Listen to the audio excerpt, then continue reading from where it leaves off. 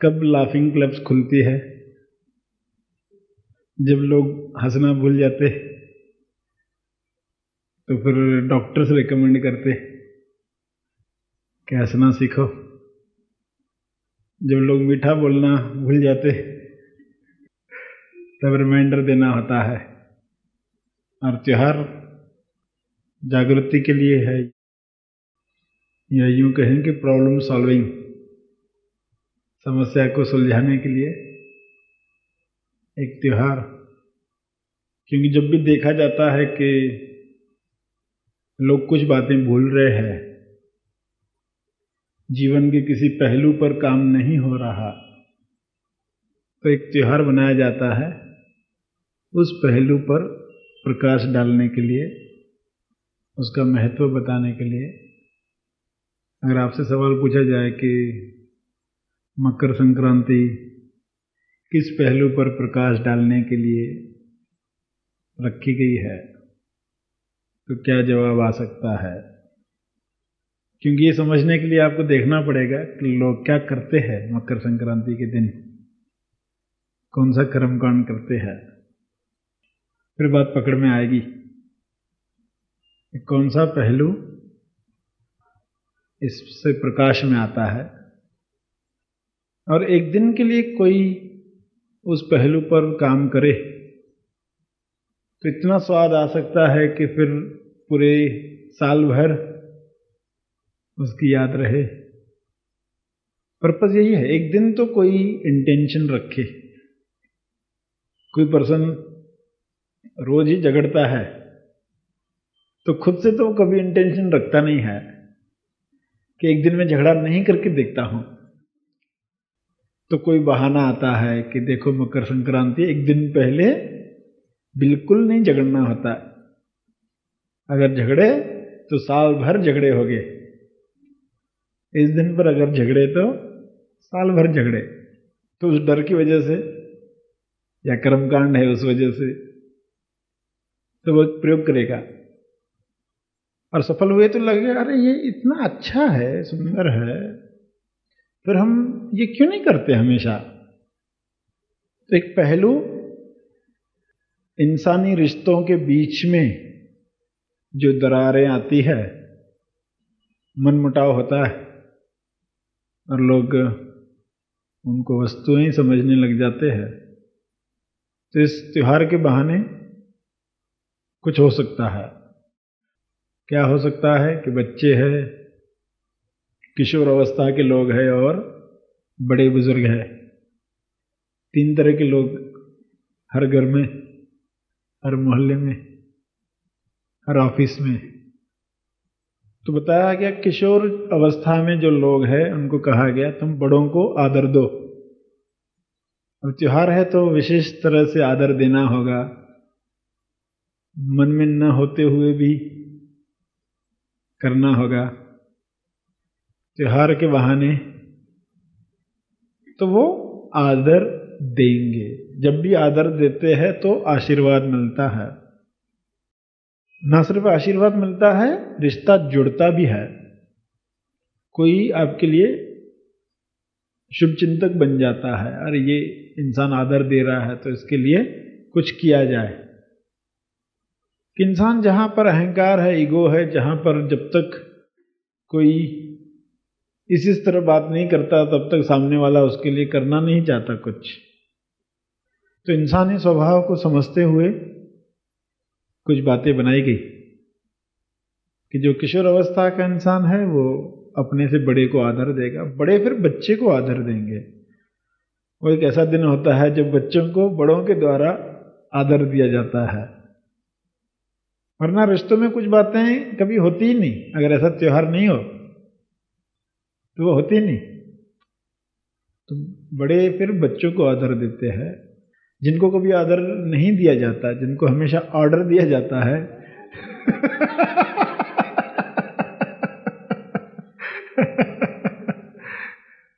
किशोर अवस्था के वो तो ऑर्डर से बाहर हो गए, उनको तो लोग आउट ऑफ ऑर्डर समझते बच्चों को आदर, और जो आउट ऑफ ऑर्डर है वो आदर दे। इस तरह एक सिस्टम की रचना की गई। सिर्फ एक पहलू नहीं है, कई सारे पहलू है। संक्रांति क्रांति हो सकती है रिश्तों में, और क्रांति तब जब वाकई उसे सही ढंग से लिया जाए, वरना क्रांति को फिर सुलझाने के लिए इतनी उलझ गई, फिर सुलझाने के लिए एक और क्रांति करनी पड़ती है। जैसे उदाहरण, कोई आपको मैसेज भेजता है कि सारे कपड़े इस्त्री करके रखो, और जिस कागज पर मैसेज आया है किसी ने उसको इतना पीस लिया है, इतने फोल्ड कर दिए हैं कि पहले आपको उसको इस्त्री करनी पड़ती है।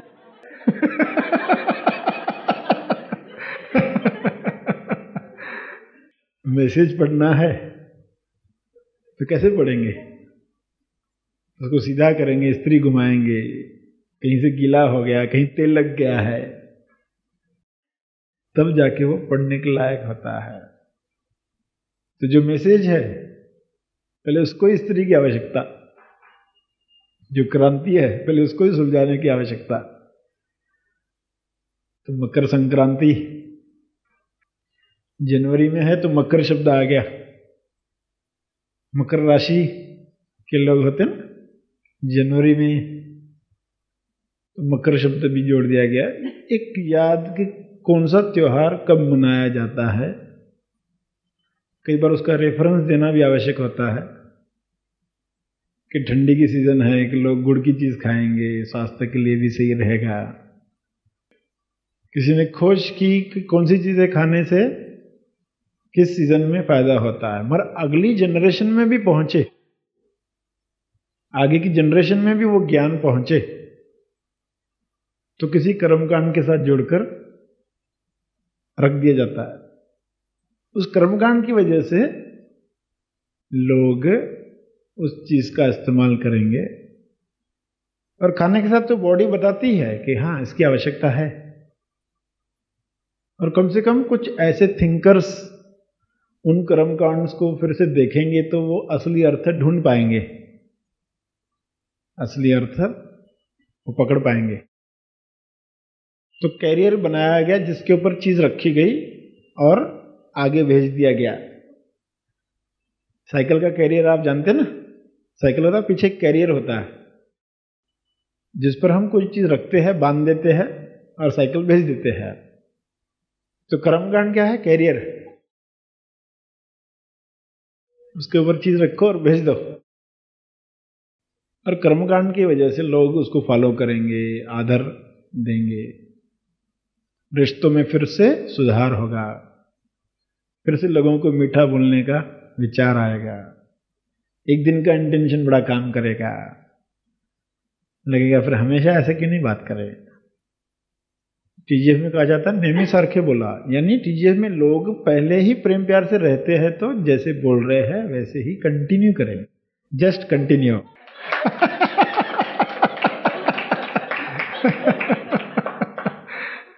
सिर्फ कंटिन्यू करो। असली पर्पस खो गया, यानी कि साइकिल के कैरियर पर जो रखा गया था वो तो कहीं मिसप्लेस हो गया, और लोग साइकिल पहुंचने के बाद कैरियर पर तिलक लगा रहे, तो हार बना रहे।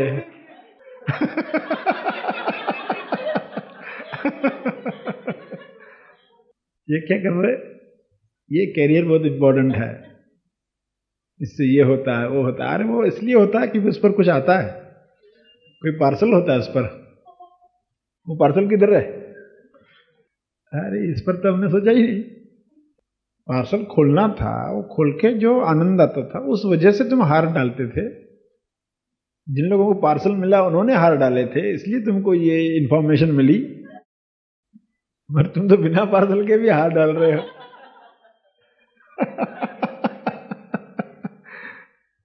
तो इस तरह कर्मकांड के साथ कोई चीज भेज दी जाती है अगली जनरेशन में, और हर जनरेशन में पहुंचे, और जो पहुंचाने वाले लोग हैं वो जानते हैं कि अगली जनरेशन में और टाइम कम रहेगा लोगों के पास, तो उनको ध्यान में रखते हुए कि लोगों के पास समय नहीं रहेगा।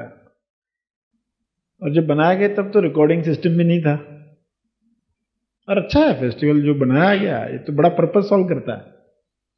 सही ढंग से सॉल्व किया तो उत्सव मनाया सही ढंग से, पर्पस सॉल्व होगा। कुछ जगहों पर क्या करते हैं, रिश्तों में सुबह में बहू ससुर को उठाएगी तो पलंग के आगे नारियल तोड़ेगी, उसकी आवाज पर उठना है ससुर को। ससुर उठ भी गया होगा तो उसको कहा जाता नहीं वापस लेटे रहो, आने दो बहू को, पहले तोड़ने दो नारियल, नारियल की आवाज पे उठना है। सास बहू से रूठकर पड़ोस के घर में चली जाती है, एक्टिंग करते हैं, मतलब इस तरह के बनाए गए कर्मकांड। कुछ लोग जानते हो, कुछ नहीं जानते हो। तो पड़ोस के घर में सास रूठ कर चली गई, फिर बहू जाती, इसको मनाती, चलो ना सासू माँ चलो, ऐसा गलती हो गई, आगे नहीं होगी। दोनों को पता है कि ये भी एक्टिंग कर रही है, वो भी एक्टिंग कर रही है, दोनों एक्टिंग करते हैं। और फिर सास मान जाती, चलो ठीक है चलते हैं। अब ये एक्टिंग करके उनको क्या हुआ, क्योंकि जब आगे वाकई झगड़ा होगा दोनों का, ये नेगेटिव प्रैक्टिस विद अवेयरनेस काम में आएगी।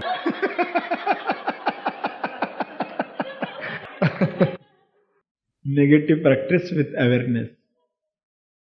नाखून खाने वाला बेहोश में नाखून चबाता है तो उसको ये प्रैक्टिस दी जाती है कि अभी होश में नाखून खाओ, जानते हुए देखो मैं नाखून चबा रहा हूँ, वो चबाता है, देखो मैं अंदर बार बार बोल रहा हूँ मैं नाखून चबा रहा हूँ, देखो खा रहा हूँ, ये बैड हैबिट है, फिर भी देखो मैं चबा रहा हूँ।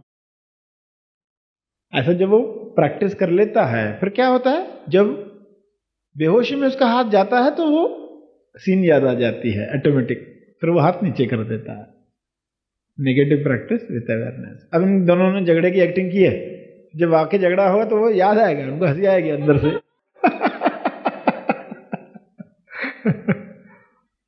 तो ऐसे रिश्तों में बनाया गया है, भाभी है, देवर है, भाभी ननन, सभी में उन्होंने कुछ ड्रामास क्रिएट किए। या ये इसको ये गिफ्ट देगा, इसको ये गिफ्ट देनी, ये इसको साड़ी देने वाला, ये इसको ये ला कर देगा, ये उपहार देगा, ये बच्चों को ये देगा, ये इसको ये देगा।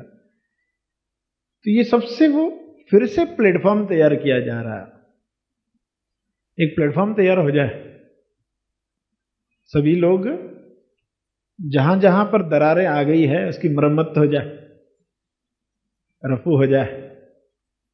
तो तिलगुड़ दे रहे हैं, यानी क्या कर रहे हैं, वो सुधार लाने के लिए। कोई बहाना, तो कई बार कोई लोग बात नहीं करते, जाते ही नहीं एक दूसरे के सामने, सामने जाएंगे नहीं तो कैसे रफू होगा, कैसे सुधार होगा। तो कोई तो एक कारण बनाया जाए ना, चलो भाई ये करनी है, प्रथा ही है, होता ही है, कंपलसरी है। और कोई और आकर हमें देकर गया, अरे वो दे पाया तो मैं क्यों नहीं दे पा रहा हूं, उससे झगड़ा था, वो फिर भी मेरे पास आया तो मैं क्यों नहीं दे पा रहा हूं, तो वो भी दे पाता है, देखकर लोगों को वो कर पाता है, फिर उसको साहस होता है, वो जाके सामने वाले को देता है। गिफ्ट देनी है या तिलगुड़ देना है, फिर लेने वालों को ये भी कहा, देखो तिल गिरना नहीं चाहिए। अभी कोई आपको देने आया है और अगर आपका झगड़ा हुआ है तो कैसे लोगे आप, उधर मुंह करके आ दो, तो गिरने की संभावना है पूरी। तो इसलिए कहा एक गिरा तो फिर बहुत नुकसान होता है, ये होता है, वो होता है, तुम्हारे हमेशा उस पर्सन से झगड़े रहेंगे, ये कुछ तो ऐसी बातें कह दी जाती है। तिल गिरने नहीं चाहिए, तो तुम ध्यान दोगे, और ध्यान दोगे तो रिश्तों में जो दरार है वो मिटेगी। बिना ध्यान देने की वजह से तो हुआ है ना सब, अटेंशन नहीं दिया गया इसलिए तो गड़बड़ होती है। तो अटेंशन दिया जाए तो गिरे नहीं तिल, यानी कि उधर ध्यान दो। और जो दे रहा है उसको भी बुरा खटकेगा ना, देखो मैं देने भी गया फिर भी वो उधर मुंह करके रख के जाओ, ऐसा करो वैसा करो, ऐसा कुछ कहा तो उसको भी ठेस पहुंचती है, हर्ट होता है। तो देखा कि सभी बातों के अंदर पर्पस क्या था, तेज प्रेम, प्रेम की भावना कैसे निर्माण हो। एक शब्द में कहें तो तेज प्रेम,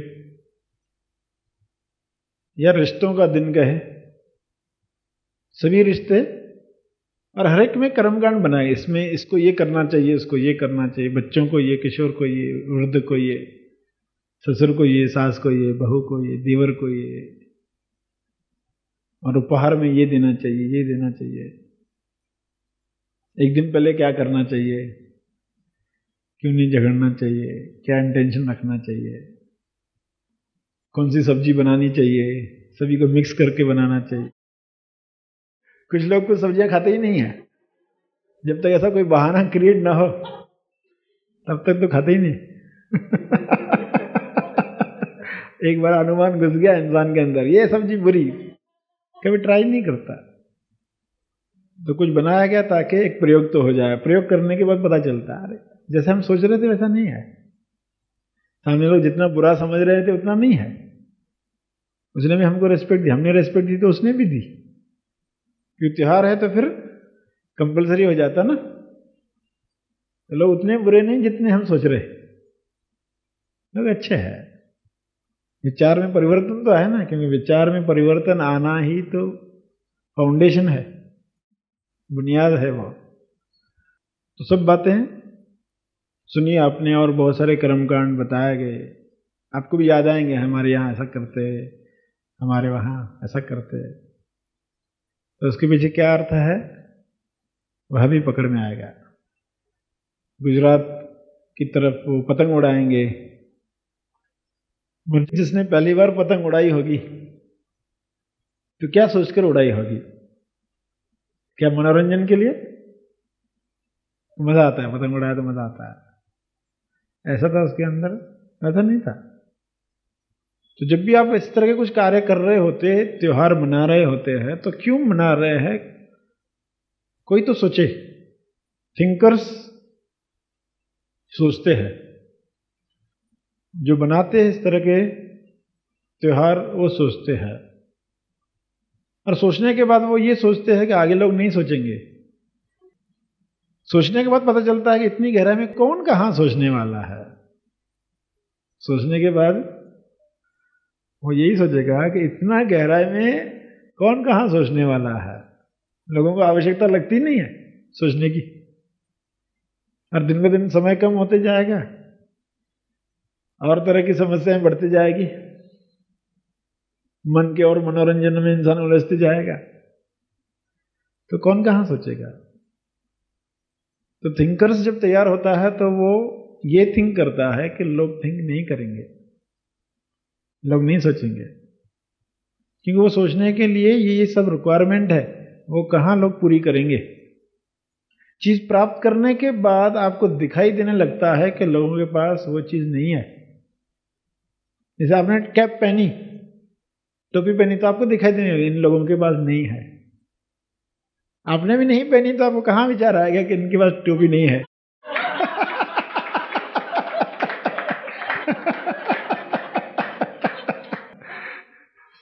जो आप प्राप्त करते हो वही फिर दिखाई देने लगता है, अरे ये चीज तो मिसिंग है, ये तो चीज है ही नहीं लोगों में। थिंकिंग को डेवलप ही नहीं किया जा रहा, सोचने की कला कोई जानता ही नहीं। तो फिर क्या किया जाए? कुछ तो सब मिनिमम किया जाए, जिससे आगे की जनरेशन में जो थिंकर्स हो गए वो वापस वही तत्व निकाल लेंगे। थिंकर्स जो है वो तत्व निकाल लेंगे, उनके लिए पहुंचाना है।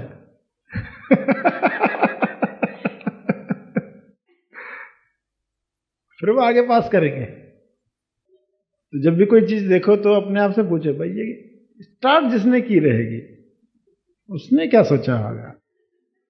इस तरह का विचार बहुत कम लोगों के अंदर आता है ना, और जो थोड़े बहुत लोगों को आता है उनमें से और कम लोग होते हैं जो उसको कंटिन्यू करते हैं, उस विचार को। मकर संक्रांति के दिन पतंग उड़ाने के पीछे का असली उद्देश्य क्या है? पतंग उड़ाई जाती है कुछ जगहों पर, गुजरात की तरफ। तो जब भी किसने पहली बार पतंग उड़ाई होगी तो क्या सोचकर उड़ाई होगी? पहली बार जब पतंग उड़ाई गई तो क्या सोचकर? तो पहली बार पतंग उड़ाने वाले के अंदर एक ही विचार था, कम्युनिकेशन विद गॉड। बहुत क्रिएटिव पर्सन था जिसने पतंग उड़ाया, पहला पतंग उड़ाया, वो बहुत क्रिएटिव पर्सन था। कम्युनिकेशन विद गॉड, कम्युनिकेशन तो अंदर ही होती है, बाहर का कर्मकांड हेल्प करता है। सभी लोग आसानी से अपने अंदर कम्युनिकेट नहीं कर पाते, मन इधर उधर भागता है, तो कुछ कर्मकांड बनाए जाते हैं। ये दिया जलाओ, इस तरह के वस्त्र पहनो, इस तरह नहाकर, इस आसन पर, इस मुद्रा में, इस तरह हाथ जोड़कर, इस तरह हाथ ऊपर करके, इस तरह वज्रासन में, इस तरह पद्मासन में, ऐसे अलग अलग बनाए गए। ये भाव क्रिएट करने के लिए, ये हमारे मन को टिकाने के लिए, उस कम्युनिकेशन पर, क्योंकि वो सूक्ष्म आवाज़ है, जल्दी सुनाई नहीं देती है, इंसान डिकोड नहीं कर पाता, तो मन उतना कॉन्सेंट्रेटेड होना चाहिए। एक कर्मकांड हेल्प करता है। तो पतंग उड़ाने वाला इंसान उस पतंग के बहाने, अब मैंने कम्युनिकेशन कर दी, ईश्वर ऊपर है इस धारणा के साथ, पतंग बनाई गई, उड़ाई गई, कि अब और नजदीक गए हम ईश्वर के उस पतंग के सहारे। वो पतंग फीडबैक थी ना, या प्रार्थना कर रहे हैं, जो मांग है हमारी हेल्प, सबसे छोटी प्रार्थना क्या हो सकती है? हेल्प, कि मुझे हेल्प की आवश्यकता है। जब कोई डूब रही है शिप, फ्रेंडशिप टूट रही है, हेल्प चाहिए, शिप डूब रही है, तो लोग क्या करते? एक धुएं का रॉकेट छोड़ते, आसमान में जाता है ऊपर, दूर से भी कोई देख सकता है कि वहां हेल्प की जरूरत है। तो पतंग ऊपर गया है तो क्या याद दिला रहा है ईश्वर को कि वहां हेल्प की जरूरत है।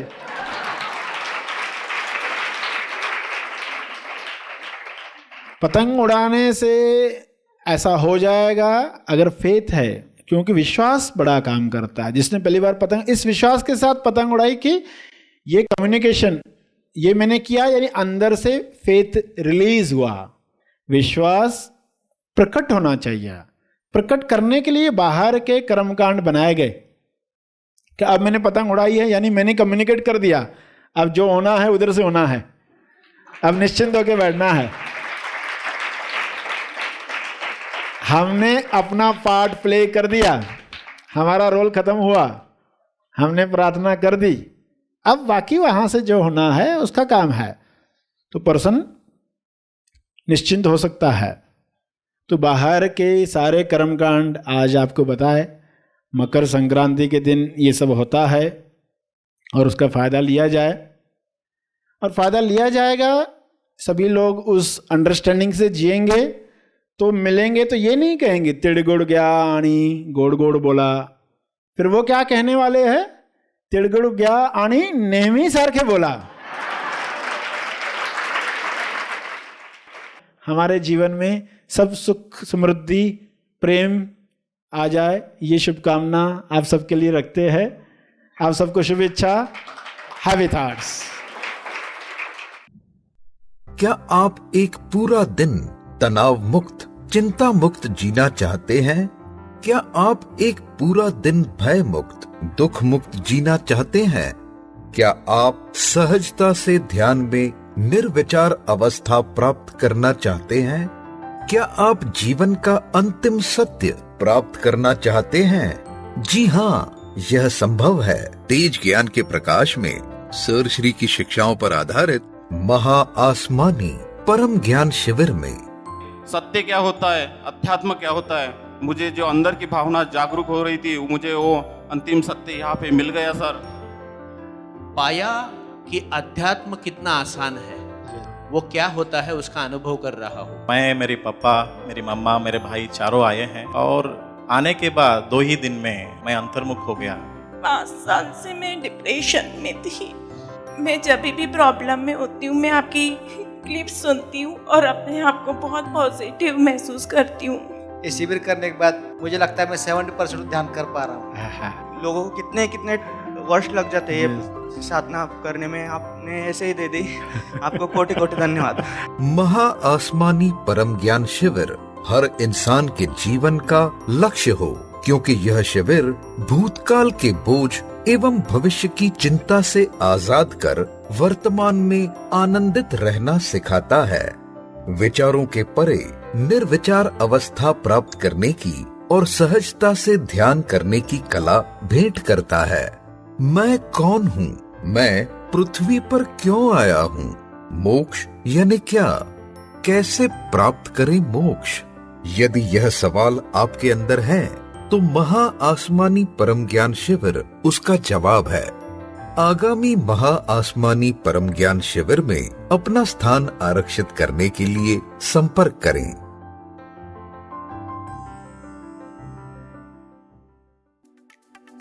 इस वीडियो को लाइक और शेयर जरूर करें। साथ ही अपने अभिप्राय हमें कमेंट करके जरूर बताएं। हैप्पी थॉट्स तेज ज्ञान चैनल और सर श्री तेज ज्ञान चैनल को आज ही सब्सक्राइब करें और लेटेस्ट अपडेट्स सबसे पहले पाने के लिए बेल आइकन को दबाएं। धन्यवाद।